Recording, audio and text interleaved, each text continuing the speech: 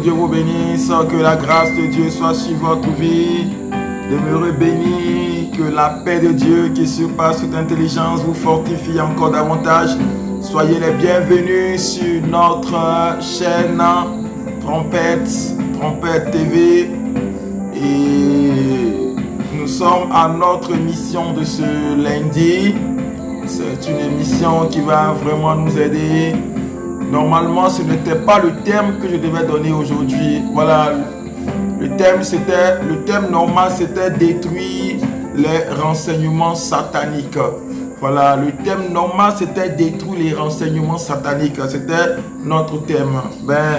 Donc, j'ai pas pu avoir le temps de préparer le thème en lieu en large. Mais vous savez très bien que j'aime pas donner des choses qui n'édifient pas sur cette plateforme. Voilà, c'est une plateforme qui doit édifier.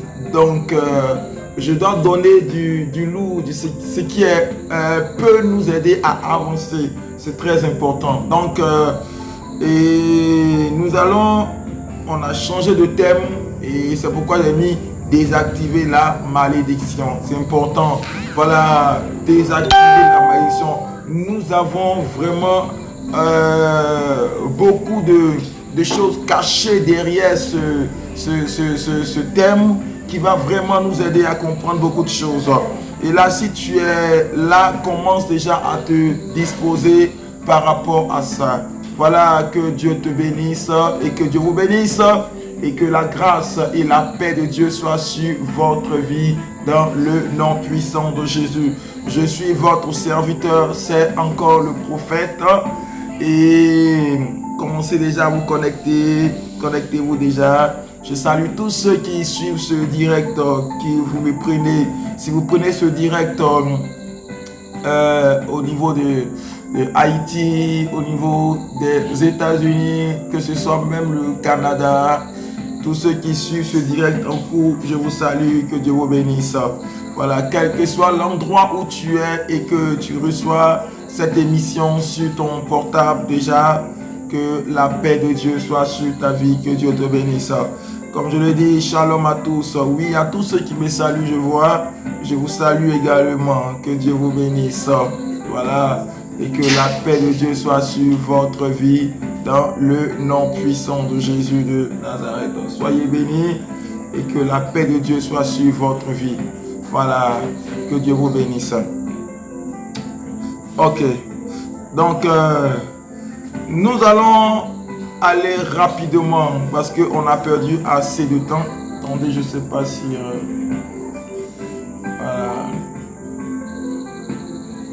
Voilà. Je crois que pour le bon cadrage de la caméra, voilà, je pense que ça peut aller comme ça. Ok, on y va. On y va. Nous allons prendre le livre de Ruth, le chapitre 1. Ruth, le chapitre 1 à partir du verset 1. Voilà. Nous allons prendre Ruth, le chapitre 1. Ruth, le chapitre 1 à partir du... et aussi le verset 1. Le verset 1 au verset 3. Voilà, au verset... Non. Ruth, le chapitre 1. Le chapitre 1. Le chapitre 1. Bon, on va lire le chapitre 1 du livre de Ruth. Du temps des juges, il y eut une femme dans le pays. Il y eut, pardon, pas une famine, pardon. Du temps des juges, il y eut une famine dans le pays. Un homme de Bethléem de Juda partit avec sa femme et ses deux fils.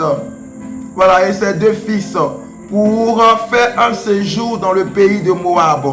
Le nom de cet homme était Elimelech, celui de sa femme Naomi. Et ses deux fils s'appelaient Malchon et Kiljon. Ils étaient Éphratiens de Bethléem de Juda. Arrivés au pays de Moab, ils y fixaient leur demeure. Voilà, ils y fixaient leur demeure. On continue. Elimelech, mari de Naomi, mourut et elle resta avec ses deux fils. Il prit des femmes moabites, dont l'une se nommait Orpa et l'autre Ruth. Et ils habitaient là environ 10 ans.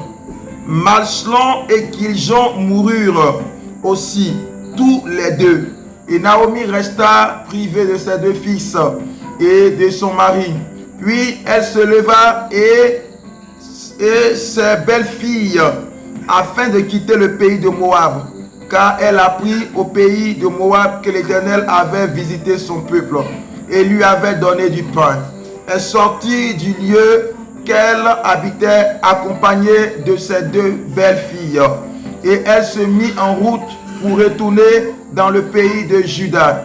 Naomi dit alors à ses deux belles-filles: allez, retournez chacune à la maison de sa mère. Que l'Éternel use de bonté envers vous, comme vous l'avez fait envers ceux qui sont morts et envers moi.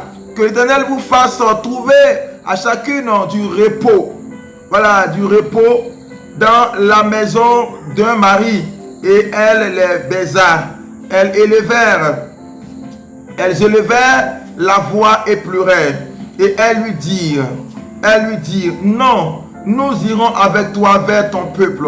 Naomi dit: retournez mes filles, pourquoi viendrez-vous avec moi? Ai-je encore dans mon sein des fils qui puissent devenir vos maris? Retournez mes filles, allez, je suis trop vieille pour me remarier, et quand je dirai j'ai de l'espérance, quand cette nuit même je serai avec un mari et que j'enfanterai des fils, attendriez-vous pour cela qu'ils eussent grandir?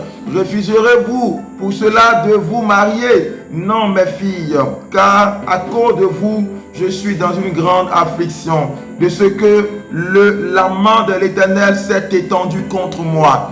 Et elle élevait la voix et pleurait encore. Orpa baisa sa belle-mère, mais Ruth s'attacha à elle. Naomi dit à Ruth: voici ta belle-sœur est retournée vers son peuple et vers ses dieux. Retourne comme ta belle-sœur. Ruth répondit: ne me presse pas de te laisser retourner loin de toi. Où tu iras, j'irai, et où tu demeureras, je demeurerai. Ton peuple sera mon peuple et ton Dieu sera mon Dieu. Et où tu mourras, je mourrai. J'y serai enterré. Que l'Éternel me traite dans toute sa rigueur si autre chose que la mort vient à me séparer de toi. Naomi, la voyant décidée à aller avec elle, cessa ses instances. Elle fit ensemble le voyage jusqu'à leur arrivée à Bethléem. Et lorsqu'elle entrait dans Bethléem, toute la ville fut émue à cause d'elle. Et les femmes disaient: est-ce là Naomi? Elle leur dit: ne m'appelez pas Naomi, appelez-moi Mara, car le Tout-Puissant m'a rempli d'amertume. Que Dieu vous bénisse. Voilà, soyez bénis et que la grâce de Dieu soit sur votre vie au nom de Jésus. Bien-aimés, cette histoire se déroule dans une période où la famine était en Israël. C'est quoi la famine? La famine, c'est lorsque il y a une saison où il n'y a pas de nourriture, une saison où il y a pénurie de nourriture, une saison où les gens sont dans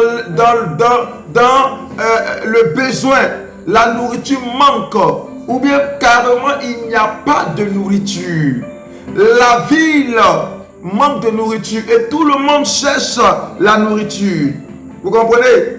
Et c'est dans ce temps-là, c'est dans ce moment-là, bien aimé, que Ruth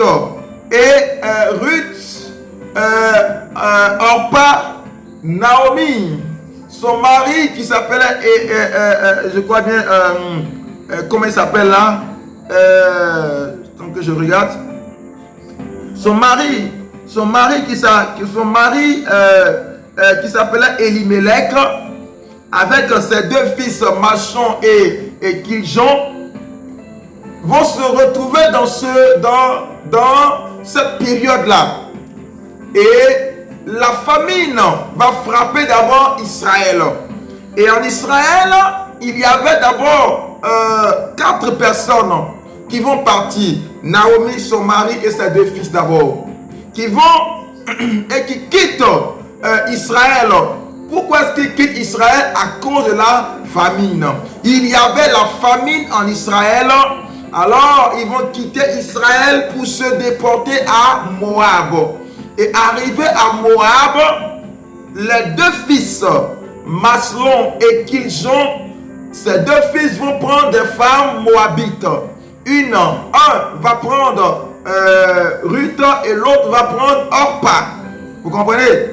Donc, étant à Moab, quelque chose va se passer. Ça veut dire que Ruth va perdre son mari d'abord. Quand Ruth perd son mari, après, Ruth va perdre systématiquement ses 2 fils. Ruth va perdre Kiljon et Machon, ses 2 fils. Donc quand Ruth perd ses 2 fils, alors que ces 2 fils qui se marient à Moab, les 2 fils meurent. Donc Ruth qui est partie dans l'abondance, Naomi, voilà ce que je confonds, Naomi qui est partie dans l'abondance, cette Naomi là, bien aimé, va perdre son mari et ses 2 fils. Donc Naomi se retrouve avec ses 2 belles filles. Amen. Naomi se retrouve avec ses 2 belles filles. Ça veut dire qu'il va se retrouver avec Ruth. Naomi va se retrouver encore avec Orpa. Donc ces 2 belles filles. Alors il dit à ces 2 belles filles, allez-y. Voilà, allez-y vers vos dieux, vers votre peuple. Car là où je suis là, je ne peux pas encore tomber enceinte. Et même si j'avais de l'espérance que je dis, bon, je vais me prendre un homme et que je vais tomber enceinte, est-ce que vous allez attendre que ces enfants grandissent? Non, allez-y.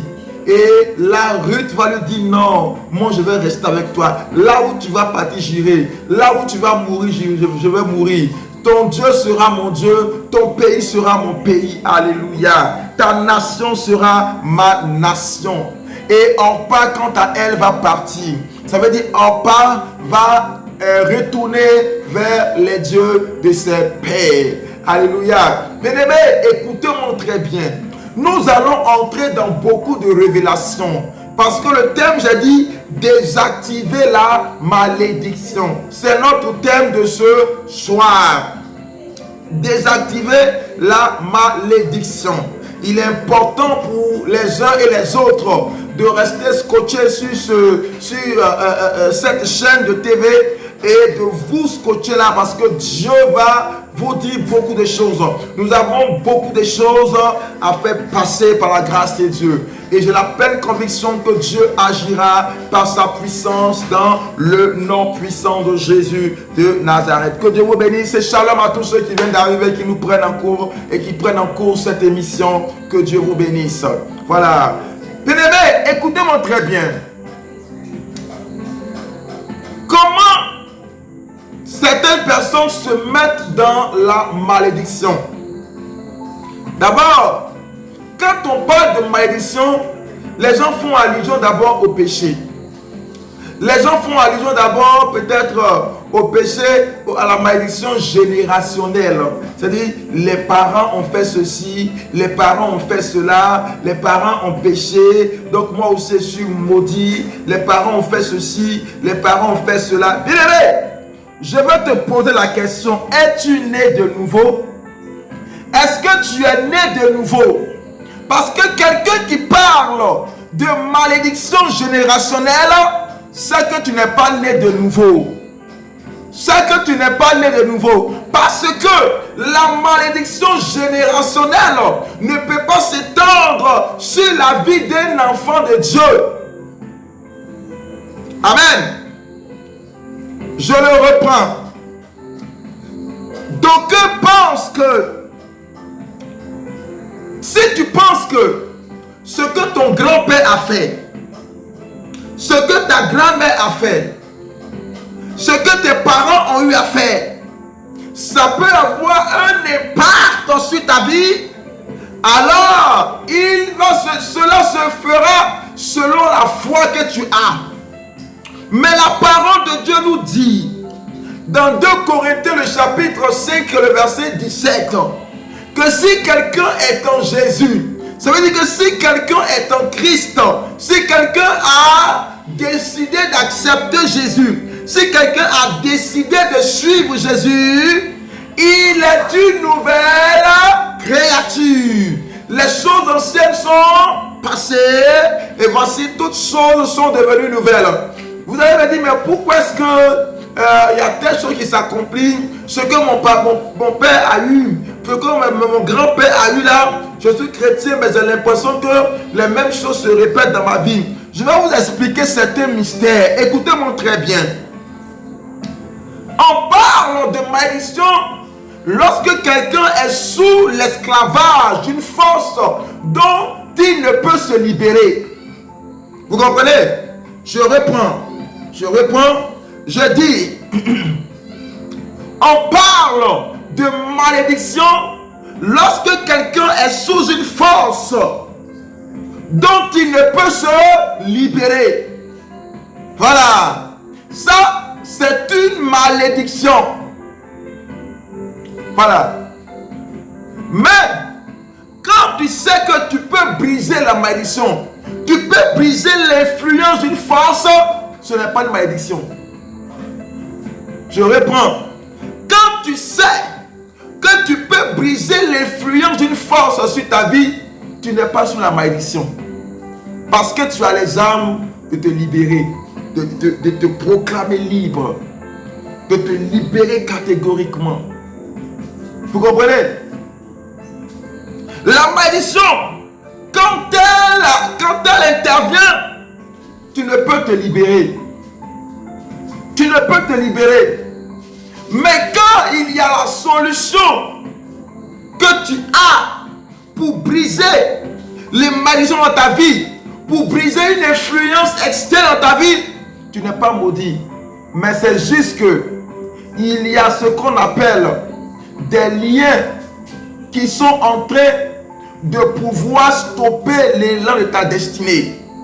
C'est pourquoi la parole nous dit ceci que si tu crois dans ton cœur que le Seigneur est capable de briser toutes choses néfastes dans ta vie, alors ces choses se feront selon la foi que tu as, selon la foi que tu vas mettre bien sûr, selon la foi que tu mettras bien sûr. C'est très important. Voilà. C'est très important. Alléluia. C'est très important.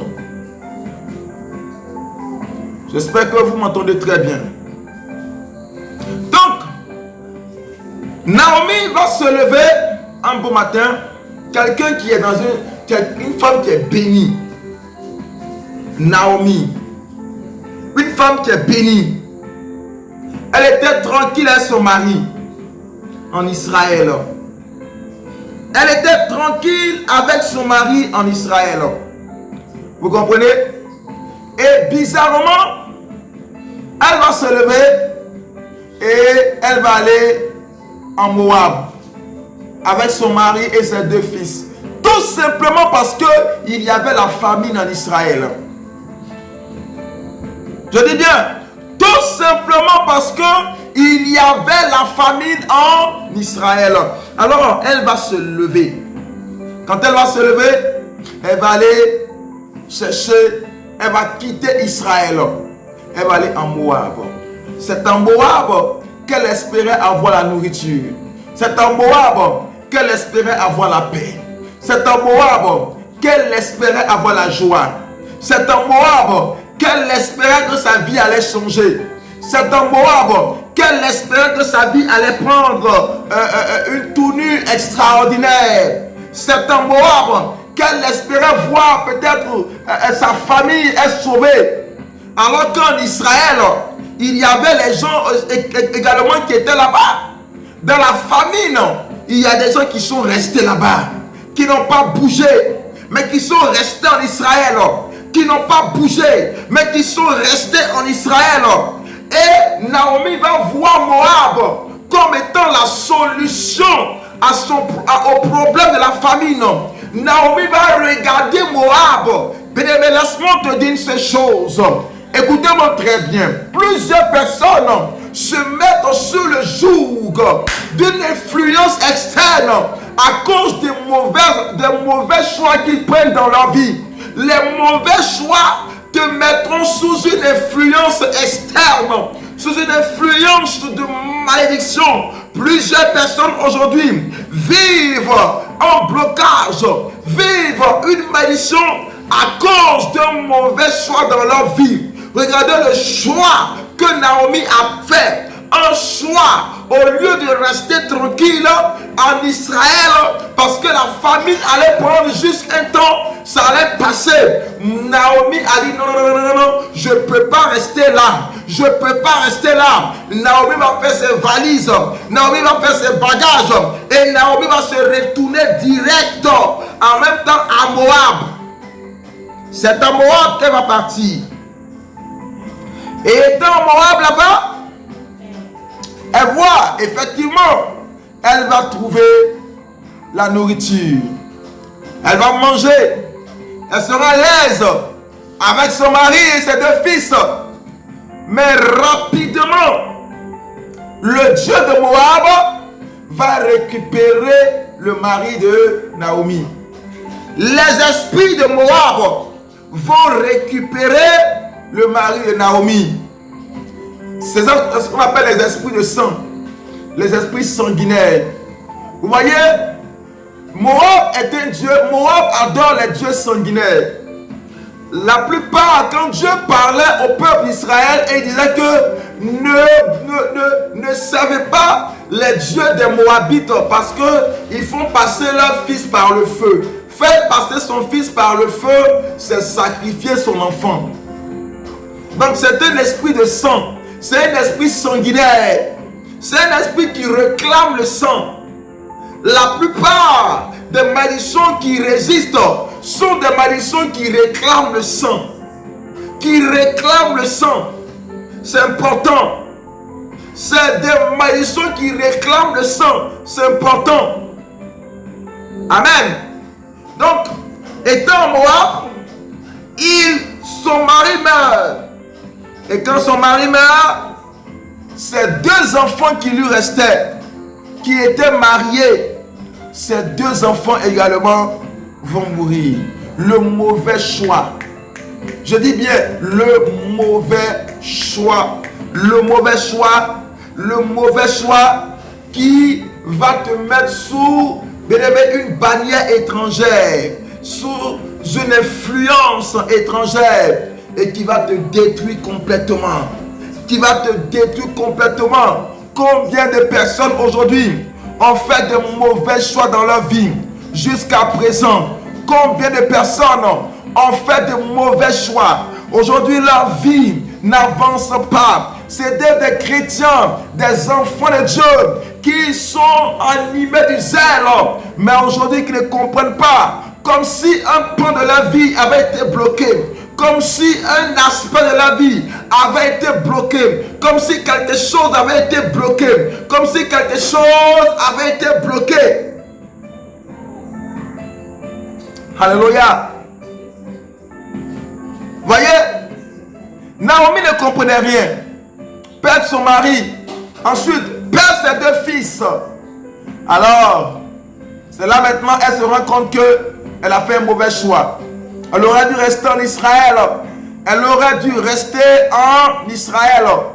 Alors, elle va maintenant dire, elle va maintenant apprendre que Dieu a visité Israël et qu'il y a la nourriture en Israël. Alors elle va se lever. C'est là maintenant, elle va partir maintenant. Elle va partir où? Elle va aller en Israël. Voilà.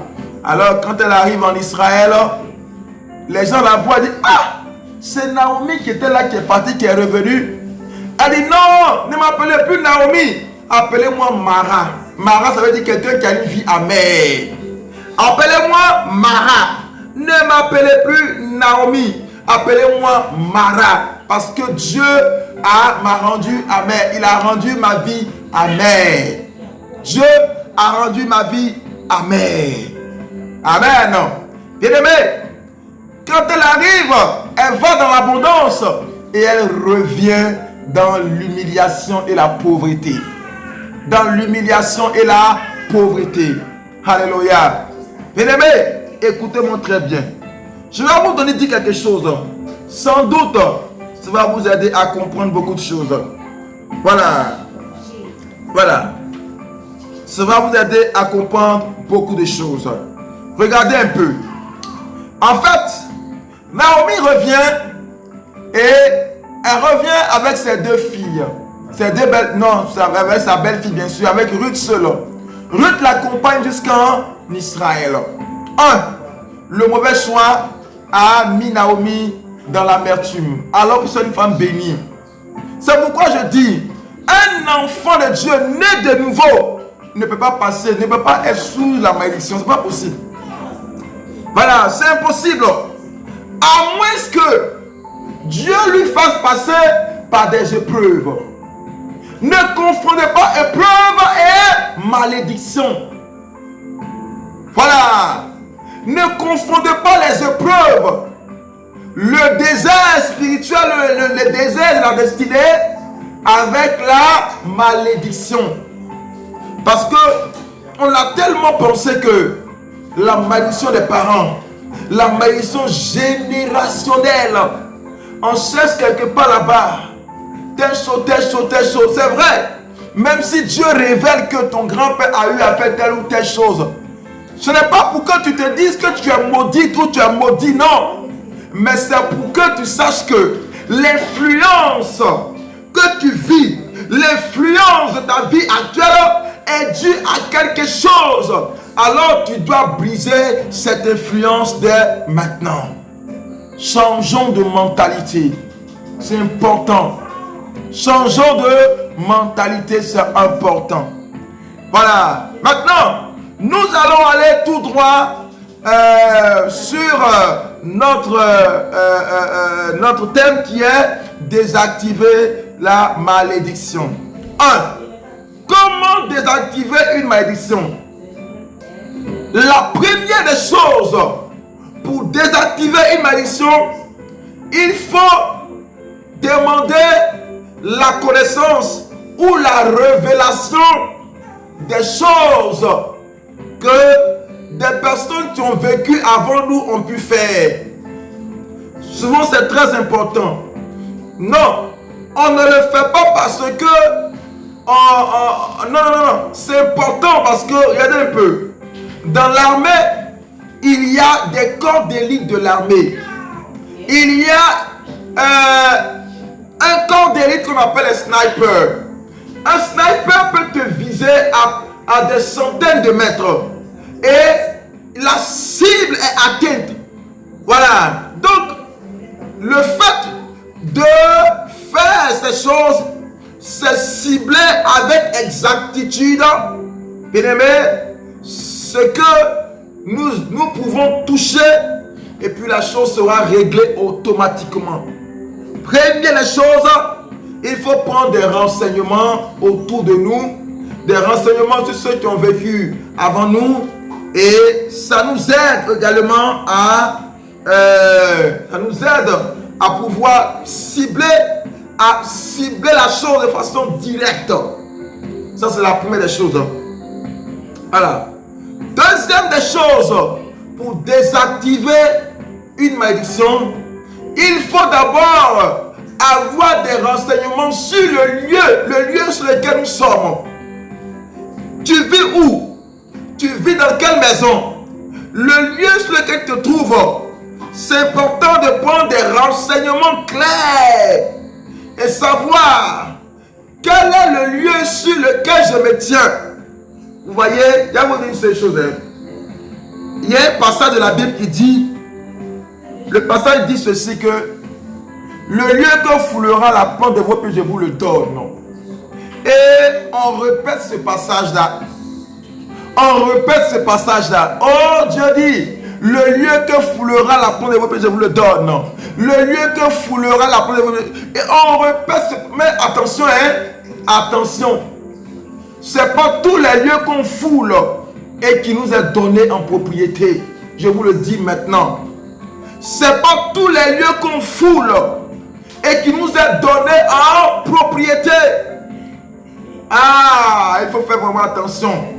Il faut faire attention, bien-aimés. Il faut faire attention. Je vais vous expliquer le contexte dans lequel Dieu a dit à Josué que le lieu que foulera la plante de votre pied, je vous le donne. Comprenez le contexte avant de pouvoir vous engager. C'est important. Voilà. Avant de pouvoir vous engager, vous devez comprendre le contexte. Ne tombez pas comme ça. Non, non, non. Dieu dit, la plante que... Non, non, non. Le lieu que fleura la plante de mes pieds, il me le donne. Non, non. Comprenez le contexte. Regardez, je vais vous expliquer. Je vous explique quelque chose. Regardez un peu. Le peuple d'Israël partait vers sa destinée. Voilà, qui était Canaan. Et sur la route de Canaan, il y avait des territoires qui étaient là.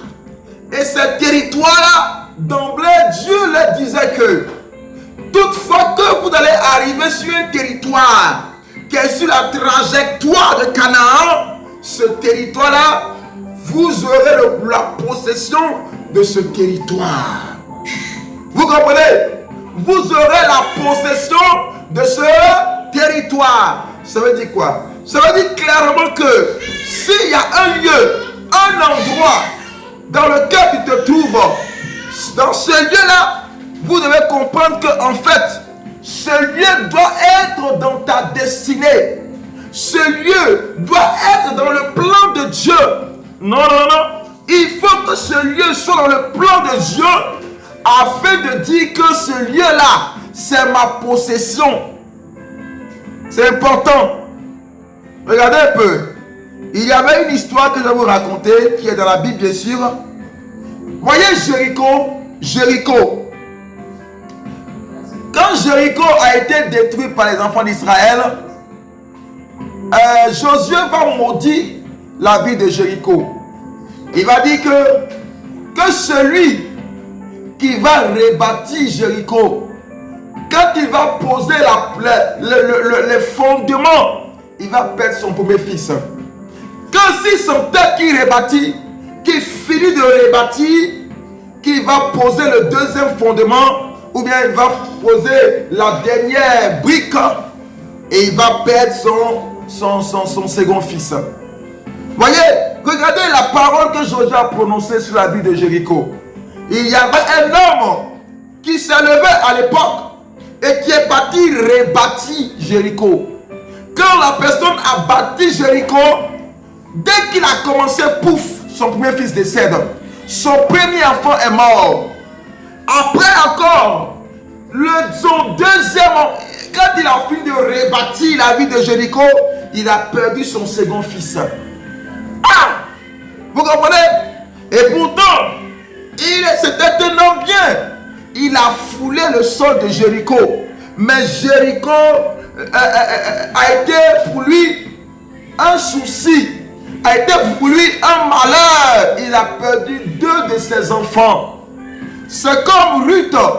Ruth pensait qu'en allant à Moab, par Ruth bien sûr, Naomi pensait que en allant à Moab, en foulant la terre de Moab, Dieu allait lui donner ça en possession. Non, non, non, non, non. Au contraire, c'est à Moab qu'elle a perdu son mari et ses 2 fils.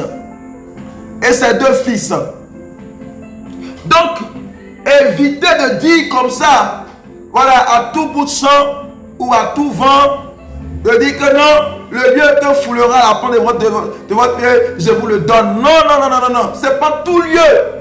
Voilà. C'est pas tout lieu que quand tu vas fouler là, tu auras la possession de ça. Il faut faire attention. Il y avait un témoignage comme ça. Le témoignage, il y avait un homme qui partait rendre visite, qui partait voir un féticheur. Et en allant, il est parti avec son neveu. Son neveu était un vrai chrétien, converti bien sûr. Et quand celui qui pratiquait la sorcellerie là, quand il les a vus, il a vu que le monsieur qui venait, il voit son neveu qui était rempli du feu, qui avait vraiment, il y avait le feu du Saint-Esprit sur lui. En tout cas, il était vraiment rempli du Saint-Esprit. Et c'est ainsi que quand son neveu est venu, les deux sont rentrés dans la loge satanique là, parce que son neveu lui l'accompagnait, son oncle. Mais il est arrivé dans un endroit où il ne devait pas venir. Parce que ce lieu-là était un lieu consacré aux démons. Mais au moins s'il partait évangéliser, alors Dieu allait être avec lui. Quand il est entré là-bas avec son oncle, le neveu en question, cet homme en question qui accompagnait son oncle, le Saint-Esprit va détruire tout dans la maison du féticheur là. Voilà, maintenant quelques minutes après, la glorieuse gloire et du feu qui était autour de cet homme va disparaître. Et les démons vont venir le posséder. Voyez, pourquoi Dieu l'abandonne? Parce qu'il est entré illégalement dans un endroit. Au lieu d'évangéliser, il n'est pas allé évangéliser. Il a participé au péché de son oncle en allant voir un féticheur, en allant voir un marabout. Et c'est ça aujourd'hui. Plusieurs personnes aujourd'hui font ces choses-là.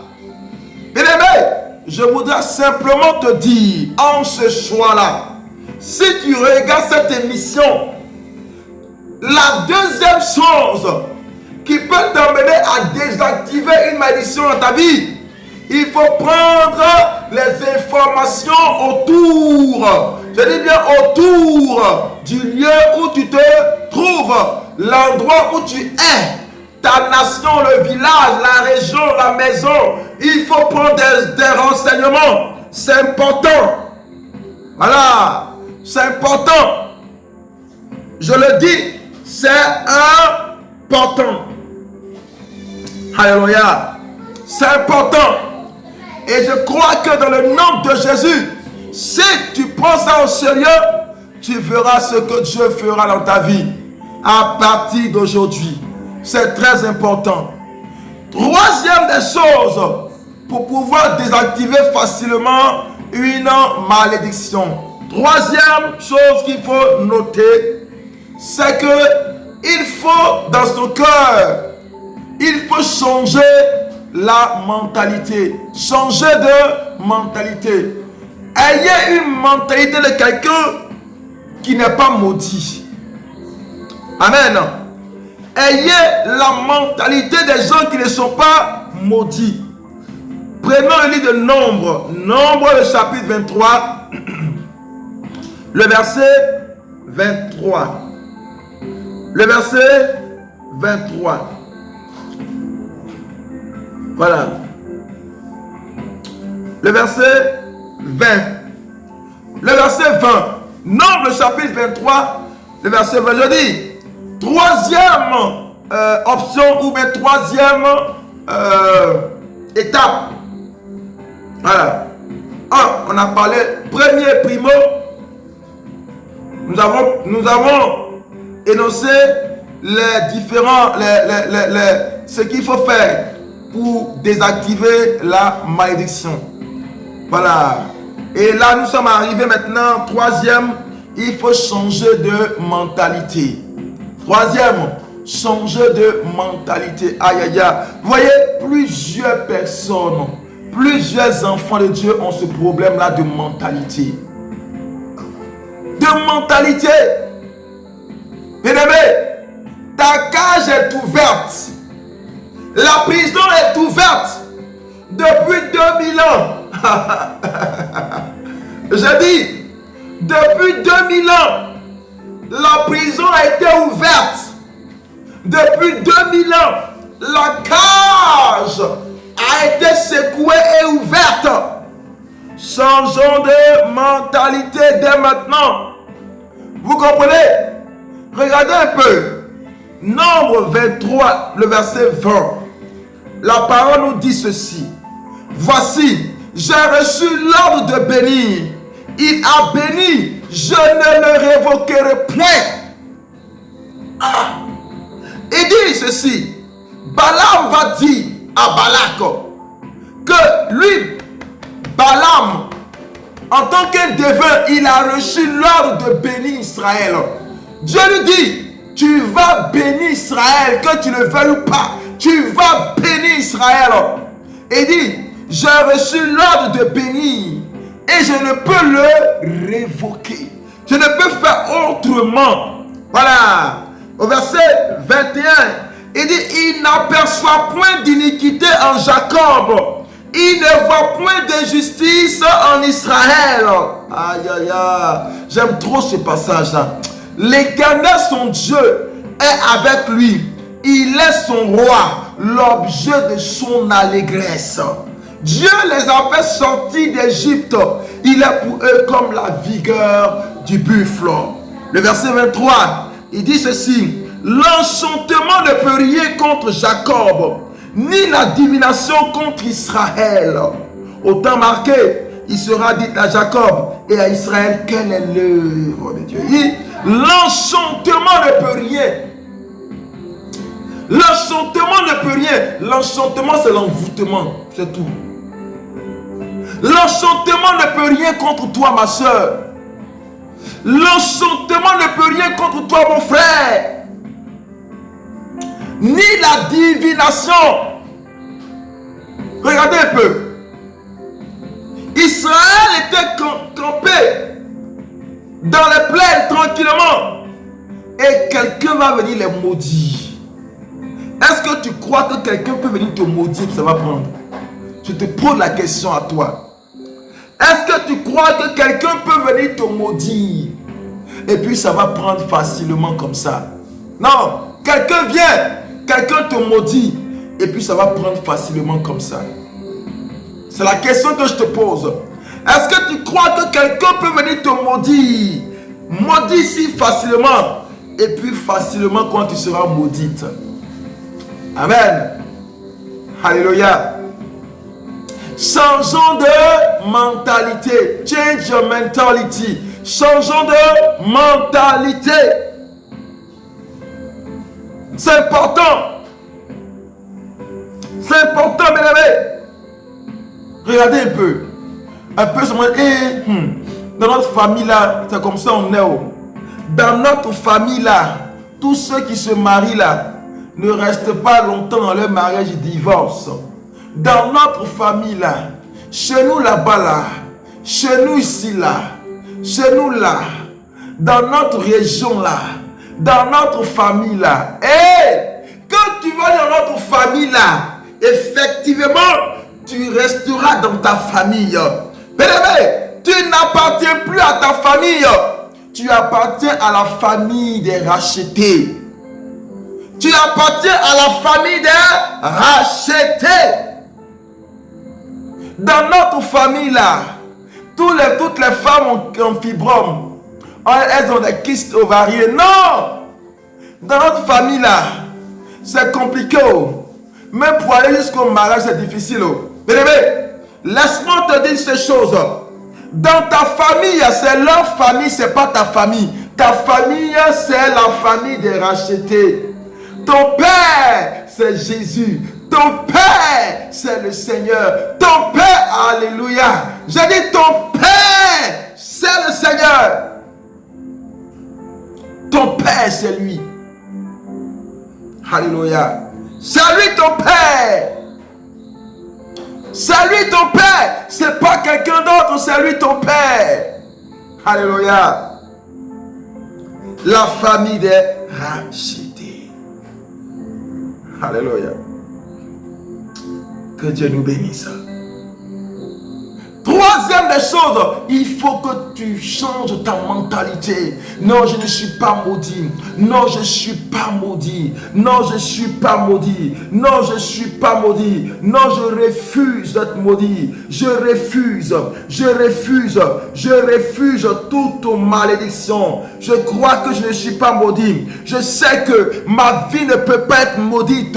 Je crois que quel que soit tout, c'est vrai. Je ne sais pas parce que je fais des années, je ne suis pas marié ou je suis célibataire que je vais penser que je suis maudit. Non, la malédiction prend effet lorsque je pense que je suis maudit. Alors elle va commencer à prendre effet dans mon esprit. Dans mon esprit. C'est très important. Ça va commencer à prendre effet dans mon esprit. Au nom de Jésus de Nazareth. C'est très important. Au nom puissant de Jésus, c'est très très important, bien-aimé. Et je voudrais simplement te dire, si tu crois, Dieu est capable. Quatrième chose, il faut s'assurer qu'on n'est pas sous l'interdit. Vous comprenez? Je dis bien, quatrième chose, il faut s'assurer qu'on n'est pas sous l'interdit. Quatrième des choses pour éviter, pour désactiver la malédiction. Il faut s'assurer qu'on n'est pas sous l'interdit. Amen. Je reprends. Quatrième des choses. Il faut s'assurer qu'on n'est pas sous l'interdit. Amen. Il faut s'assurer qu'on n'est pas sous l'interdit. Je reprends. Quatrième des choses. Il faut s'assurer qu'on n'est pas sous l'interdit. C'est quoi ne pas être sous l'interdit? Qu'est-ce que c'est ne pas être sous l'interdit? Je reprends. Quatrième des choses, s'assurer qu'on n'est pas, que nous ne sommes pas sous l'interdit. Regardez un peu. Qu'est-ce que Balaam a dit? Balaam a dit ceci que, il dit, il n'aperçoit point d'iniquité en Jacob. Amen. Il dit, le Dieu que nous adorons là, il dit, l'Éternel n'aperçoit point d'iniquité en Jacob. Ça veut dire en autre terme qu'il ne voit point de péché en Jacob. Jacob est sans tache ni ride. Alléluia. Bien-aimé, la seule chose qui peut te mettre sous l'interdit, c'est lorsque tu n'obéis pas à Dieu, lorsque tu fais des choses que Dieu ne veut pas, lorsque tu fais des choses que le Seigneur ne veut pas. C'est ça, se mettre sous l'interdit. C'est important. Écoutez-moi très bien. Plusieurs influences de la malédiction ont leur pouvoir sur ta vie lorsque tu es encore dans une situation d'un compromis devant le Seigneur. Une situation qui te compromet. Je reprends. Plusieurs personnes aujourd'hui sont dans une situation bizarre. Et ils ont l'impression que ce que leurs parents ont eu à faire, ou leur mère, leur père, ou je ne sais pas quoi, ils ont l'impression de vivre les mêmes choses. C'est parce que tu es dans une situation bizarre, c'est tout. Tu comprends? C'est parce que toi-même là, tu es dans une situation bizarre. Ta vie n'honore point le Seigneur. Donc, l'ennemi va te rappeler pour te dire que tu es encore maudit. Sinon, l'acte dont nous condamnait, l'acte dont les péchés nous condamnaient là, il les a abolis, il les a crucifiés, il a détruit l'acte dont les ordonnances nous condamnaient. Il dit, il a détruit l'acte dont les ordonnances nous condamnaient. Et il les a publiquement livrés en spectacle, en triomphant d'elle à la croix. Amen. À la croix, c'est tout. À la croix, c'est tout. C'est important. Voilà. Alléluia. C'est important. Merci Jésus. Bien-aimés, n'accusons pas. Faut pas accuser ton père qui est mort en 1945 là. Faut pas l'accuser. Ou bien ton grand-père ne l'accuse pas. Pardon, faut pas l'accuser. Faut pas accuser ta grand-mère qui est morte en 1920 ou bien 1897. Faut pas l'accuser. Voilà. Faut pas l'accuser parce que quelqu'un a réglé ça pour toi. Donc faut pas les accuser. Ne les accusez plus. Quelqu'un a déjà réglé ça pour toi il y a longtemps. Alléluia. Je sens que quelqu'un sourit là-bas. Voilà. Quelqu'un est en train de sourire là-bas. Alléluia. C'est important, bien-aimé. C'est important. Alléluia. Voilà. Dieu dit, quand lui te regarde là, il ne voit pas le péché en toi. Voilà. C'est ça qui est la vérité. Dieu dit, parce que tu fais de Jésus ton Seigneur, ton Sauveur, quand lui te regarde avec ses yeux, il n'aperçoit point de péché en toi. Il n'aperçoit point d'iniquité en toi. C'est ça qui est la vérité. Voilà. Amen. Alors, que Dieu nous bénisse. On détruit les influences de la malédiction.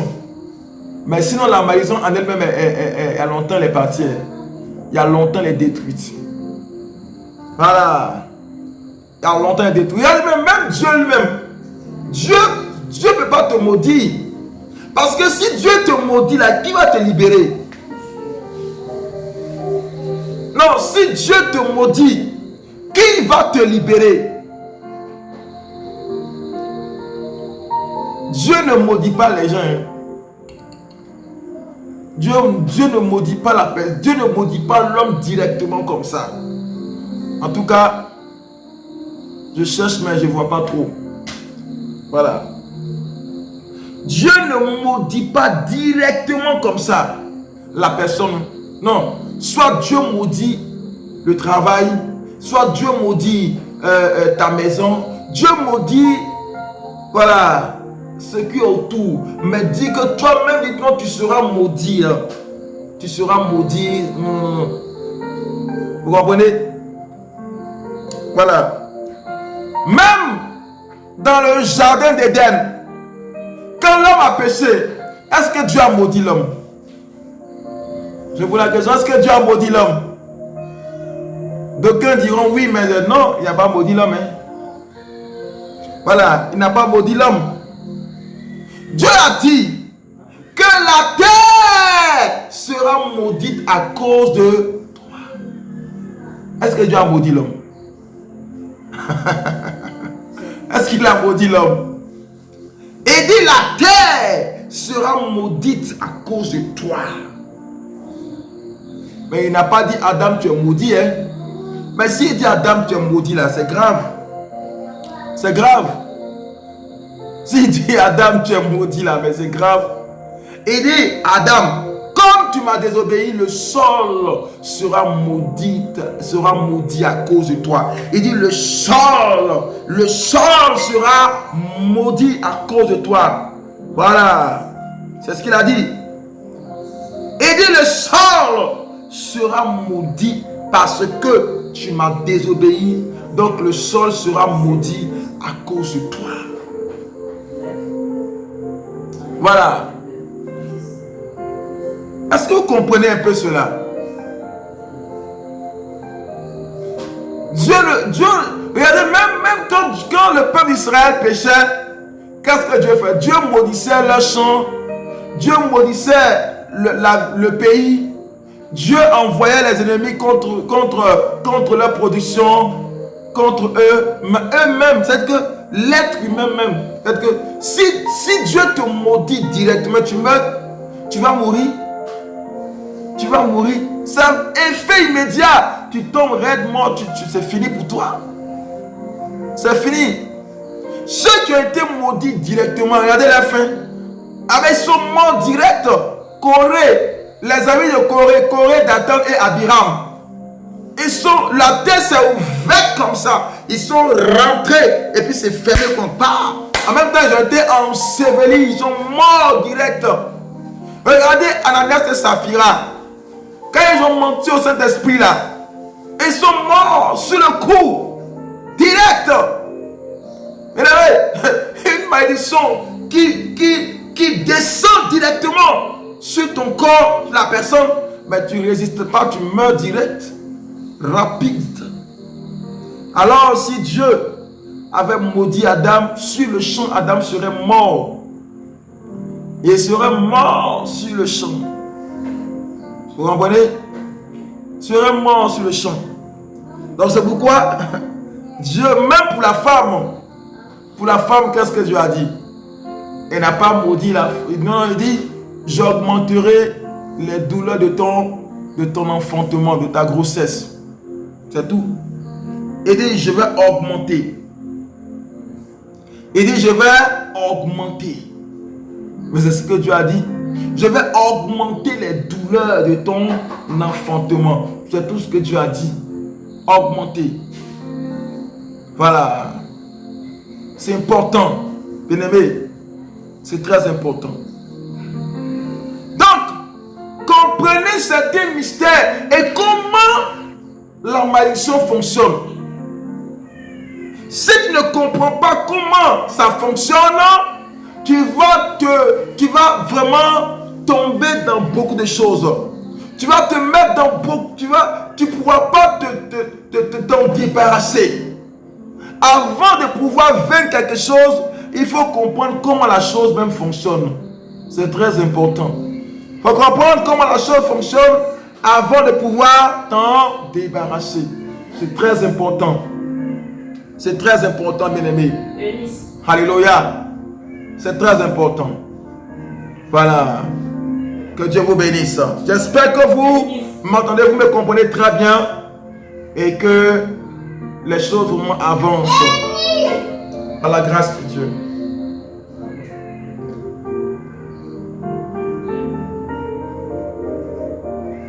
Que Dieu nous bénisse. Nous continuons. Alléluia. Merci Jésus. Donc, on continue. On poursuit. Voilà. Que Dieu vous bénisse. Soyez bénis au nom de Jésus. J'avais parlé de mentalité, changer de mentalité et après s'assurer que nous ne sommes pas sous l'interdit. Je crois bien, voilà, nous ne sommes pas sous l'interdit, c'est ça. Voilà, c'est bien, merci pour ceux qui viennent d'arriver, que Dieu vous bénisse. N'oubliez pas de partager, voilà. Tout à l'heure, on va passer au brisement des alliances, brisement des influences dans notre vie. Voilà, brisement des influences dans notre vie. Ces influences-là qui nous empêchent, là, on va les briser au nom de Jésus. Voilà, c'est très très important. Cinquième étape pour désactiver la malédiction. Cinquième étape, bien-aimé, cinquième étape, vous devez avoir une vie de persévérance et de prière. Vous devez avoir une vie de persévérance et de prière. Comprenez qu'une malédiction, c'est toujours... La malédiction, c'est en fait, c'est quelque chose qui s'est étendu sur des générations. Et à votre niveau, quand ça arrive à votre niveau, vous avez en fait la libération, mais les influences par moment arrivent à vous atteindre. Donc, c'est comme quelqu'un qui a grandi, qui a vieilli, qui est vraiment âgé. Et encore, tu vas lui dire non, là où tu étais là, quitte là parce que ce n'est plus ta place. Alors qu'il a fait des années là. Voyez, il faut vraiment avoir une vie de persévérance pour pouvoir déloger la personne là. Donc, la plupart des personnes prient, mais manquent de persévérance. La plupart des personnes prient, mais manquent de persistance. C'est important. Il est important de prier avec foi. De prier avec foi. Si vous voulez voir les chaînes se casser,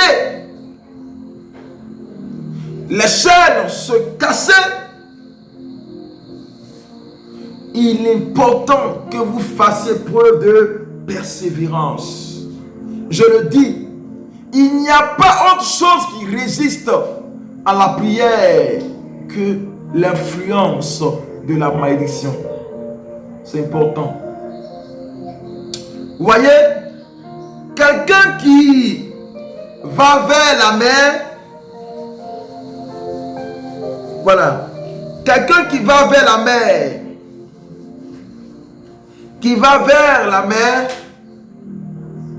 n'est pas dans la mer, mais étant même à 3 mètres de la mer, tu reçois l'influence de la brise de mer. C'est comme ça. Tu n'es pas dans la mer, tu n'es pas à l'intérieur de la mer, tu n'es pas dans la mer, tu n'es pas sur la mer. Mais même étant sur les rives, à la plage, tu as l'influence du vent, du courant de la mer qui souvent arrive. Voilà. L'influence du courant de la mer qui arrive, le courant maritime. Vous comprenez? Donc cette influence-là, tu voyez, forcément ça va t'atteindre. C'est comme ça l'esprit de la malédiction. Tu as une influence, mais tu n'es pas dedans. C'est l'influence-là que tu ressens comme ça. Influencé, mais non maudit. Influencé, mais non maudit. C'est très important. Alléluia. Voilà. C'est très important. Maintenant, quatrième, je crois sixième. Voilà. Sixième chose et la dernière. Sixième chose et la dernière.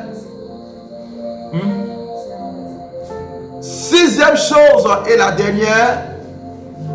Bien-aimé, je dis bien, sixième chose et la dernière chose maintenant, bien-aimé, c'est il faut activer la parole prophétique. C'est important. Il faut activer la parole prophétique. Alléluia. Je reprends. Sixième chose. Vous devez activer la parole prophétique sur votre vie. Si vous voulez voir la malédiction se désactiver facilement, vous devez activer la parole prophétique sur votre vie. C'est important. Activez la parole prophétique sur votre vie. Voilà. Vous devez activer la parole prophétique sur votre vie. Voilà. C'est important. La parole prophétique. C'est quoi activer la parole prophétique? C'est quoi? Activer la parole prophétique, c'est activer ce que Dieu dit de nous. Ce que Dieu veut de nous. Amen.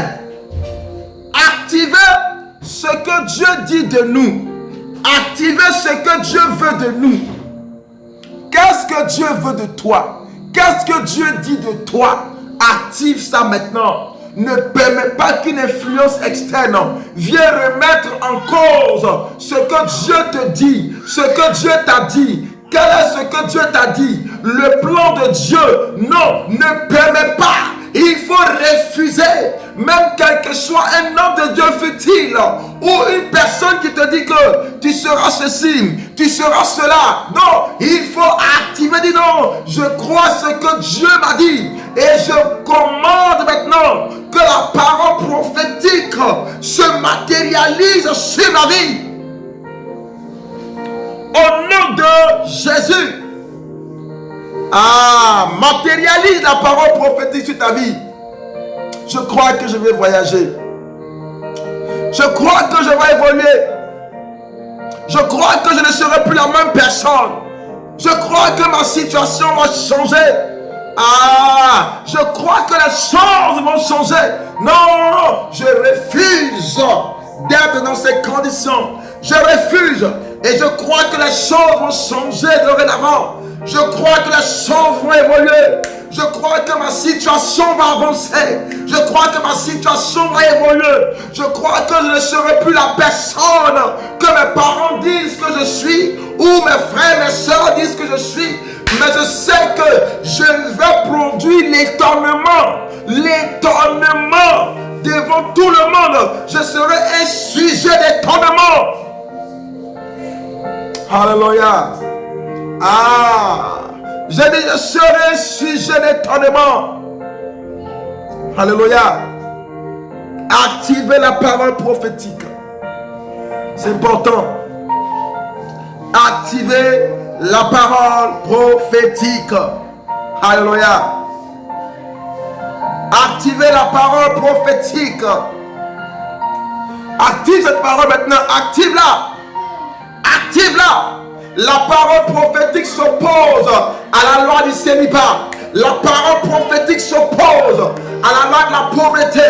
La parole prophétique s'oppose à la loi de la malédiction. La parole prophétique, écoutez-moi bien. Les promesses de Dieu sont plus puissantes que la loi de nos ennemis.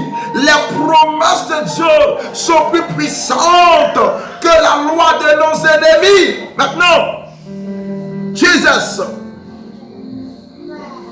au nom de Jésus, et je le déclare maintenant, bien-aimé, je déclare que si tu crois la parole prophétique sur ta vie, souvent il y a des personnes qui ne comprennent pas. Il y a des gens qui ne comprennent pas, en fait, qui ne savent pas que la parole prophétique est rattachée à leur destinée. Ça aussi c'est un problème. En fait, quand tu ne sais pas la parole prophétique qui est rattachée à ta destinée, c'est grave. Oui, c'est grave. Voilà, je le dis. Quand tu ne sais pas la parole prophétique qui est rattachée à ta destinée, ça aussi c'est un problème. Ben oui, c'est un problème. Voilà. Parce que si tu sais la parole prophétique qui est rattachée à ta destinée, et je te dis que toi-même les choses vont changer. Il y a des gens qui vivent comme ça. Des bébés qui vivent comme ça. Mais c'est dangereux en tant qu'enfant de Dieu de ne pas savoir la parole prophétique qui est rattachée à sa vie. C'est dangereux. Oui, c'est dangereux. En tant qu'enfant de Dieu, tu ne sais pas quelle est la feuille de route prophétique qui se rattache à ta vie. Tu ne sais pas. Quelle est la feuille de route prophétique qui se rattache à ta vie? Ben c'est important. C'est très important, bien-aimé. Je le dis, c'est très très important, bien-aimé. Voilà. C'est très important, bien-aimé. Que Dieu vous bénisse. Et que la grâce de Dieu soit sur votre vie. Dans le nom puissant de Jésus de Nazareth. Demeurez bénis. Et que la paix de Dieu qui surpasse toute intelligence vous fortifie davantage. Et vous bénisse. Au nom puissant de Jésus de Nazareth. Voilà. Soyez richement bénis. Que la paix de Dieu soit sur votre vie. au nom puissant de Jésus de Nazareth. Demeurez bénis et que la paix de Dieu soit sur votre vie. Voilà, je vous bénisse. Nous allons maintenant, nous allons arrêter ici, nous allons arrêter pour aujourd'hui bien sûr. Et calmement, on reviendra sur la prière parce que il faut que je lance la prière pour on fasse réellement la prière qu'on prie, c'est important. Voilà, il faut qu'on prie, c'est vraiment important. Mais on va revenir, je vais arrêter le direct et on va revenir bientôt pour la prière. C'est important et vous aider à la prière, c'est vraiment très très important. J'espère que vous m'entendez très bien. Voilà, et que Dieu vous bénisse, que la grâce de Dieu soit sur votre vie. Voilà, que la paix de Dieu qui surpasse toute intelligence soit sur votre vie. Je vais vous laisser et on se reverra très bientôt. Normalement, notre direct, on reprend prière des héros à partir du mercredi matin, 5h. Mercredi, 5h de Paris. On se retrouve pour prière des héros et le mardi 23h, c'est pour ceux qui sont au niveau des États-Unis et du Canada, c'est à partir de 23h pour vous. Mais pour ceux qui sont vers la France, là, c'est mercredi matin à 5h, 5h00. Nos amis mauriciens, c'est à partir de 7h de l'île Maurice. Ça, on se retrouve là-bas à 7h de l'île Maurice. C'est très important. Voilà, 7h de l'île Maurice et 5h de la France, 23h des États-Unis et du Canada. Voilà, très bientôt, on va revenir sur certaines choses également. Il y aura des réaménagements sur le direct. N'oubliez pas de vous abonner sur notre chaîne YouTube également. Notre chaîne YouTube, c'est très très important. N'oubliez pas de vous abonner sur notre chaîne YouTube. Je le dis, n'oubliez pas de vous abonner sur notre chaîne YouTube. Vous allez sur YouTube, vous cliquez Prière des héros. Vous allez voir également notre chaîne YouTube. Que Dieu vous bénisse et soyez bénis. Et on se retrouve le mercredi matin à partir de 5h pour Prière des héros. Soyez bénis et je vous souhaite une excellente soirée bénie. Que Dieu vous bénisse.